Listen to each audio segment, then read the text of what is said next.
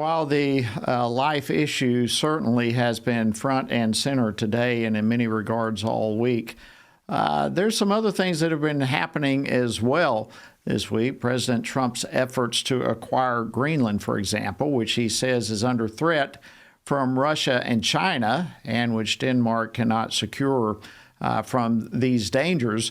So European leaders have pushed back against those efforts, but are they in reality ignoring a very real threat? Well, to kick things off for me today is our next guest, Gordon Chang. He's a senior fellow at the Gatestone Institute and author of Plan Red, China's Project to Destroy America. And we always encourage you to follow him on X. You can do so under the handle Gordon G. Chang. Gordon, welcome back to Washington Watch. Always an honor to have you. It's always an honor to talk to you, Jody. So thank you. Well, listen, we've got a lot going on here, but let's look at this Greenland deal. Are the concerns of European leaders misplaced, do you think? Well, certainly European leaders were more focused on their hatred for President Trump and their anger rather than on their national interests. And they've got to realize that their job is to protect their countries. And they don't have an alliance with Trump. They have an alliance with the United States. And the United States is, and they know this, the United States is the only power that can protect Greenland and Canada and the Arctic from increasing Chinese and Russian activity, because we've seen a noticeable increase in what the Beijing and Moscow are doing up there, not only with their commercial activities, but also with their military flybys and with their naval patrols. So when we look at what the president has done, and I would include in that both this term as well as the last, I don't think there's any question that he is focused on what's good for America. But in that process alone, I think what he's done has also been good for other nations, like those in Europe. What do you think? Oh, certainly. America First is also really good for Europe. Got to remember that NATO General Secretary Mark Rutte last month said that NATO has never been stronger, and he was saying it because of what President Trump did. And he was focusing on Trump getting the organization's members to commit to spend at least 5% of their gross domestic product on their militaries. That was something which was considered almost impossible just a couple of years ago.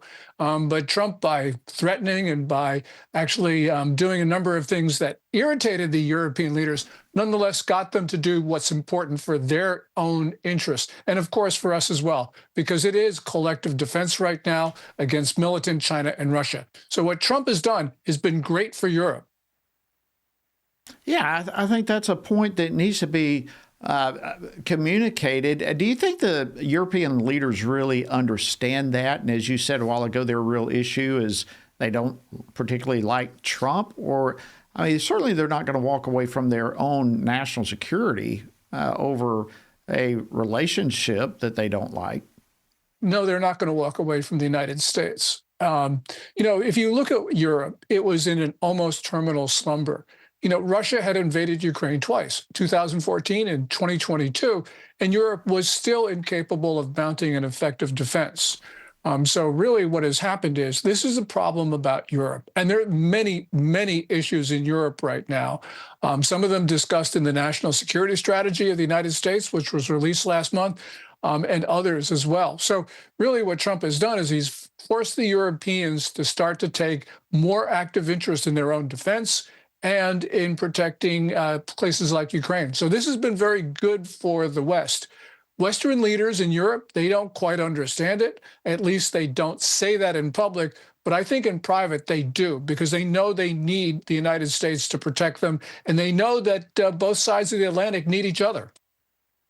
Yeah, I think that's a very good point, and I would agree with you. There's been a lot of discussion about the so-called Monroe Doctrine. What's your take on that?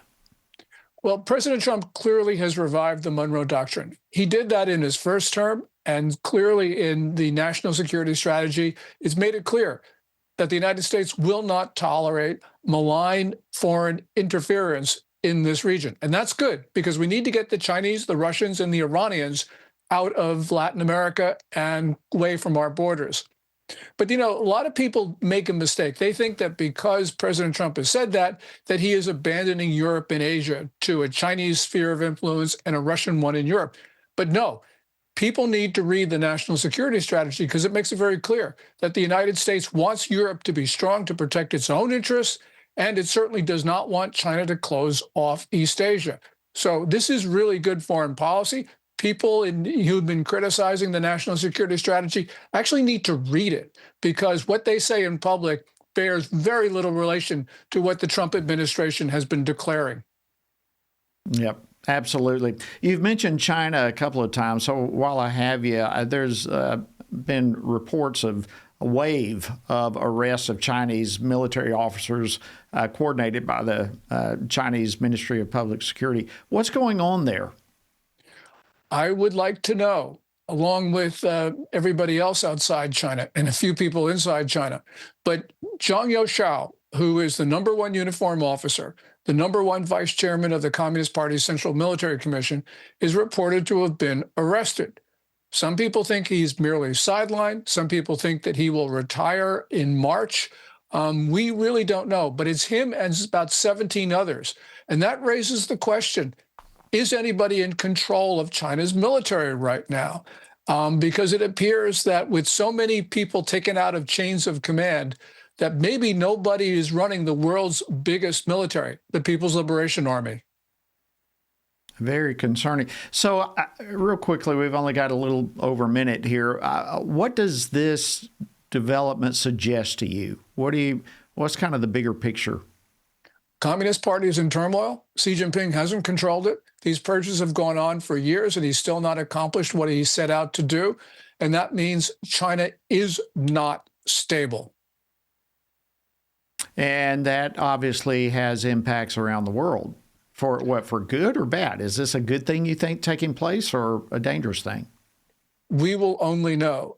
It means certain things like it's unlikely that China will start hostilities by launching an invasion of the main island of Taiwan, because the Chinese military is not capable of that. But the Chinese military and Xi Jinping are capable of blundering into war. And when you have such a big country unstable, we will only know after it is over. And there's some pretty bad things that could happen because of this. Wow. It's absolutely incredible what's happening all around the world. And I want to thank you, Gordon Chang, Senior Fellow at the Gatestone Institute. It is always our privilege to have you on the program and help you unfold a lot of complicated issues happening around the globe. As always, thank you, sir, for joining us today on Washington Watch. Well, it's been my privilege to talk to you, Jody, so thank you.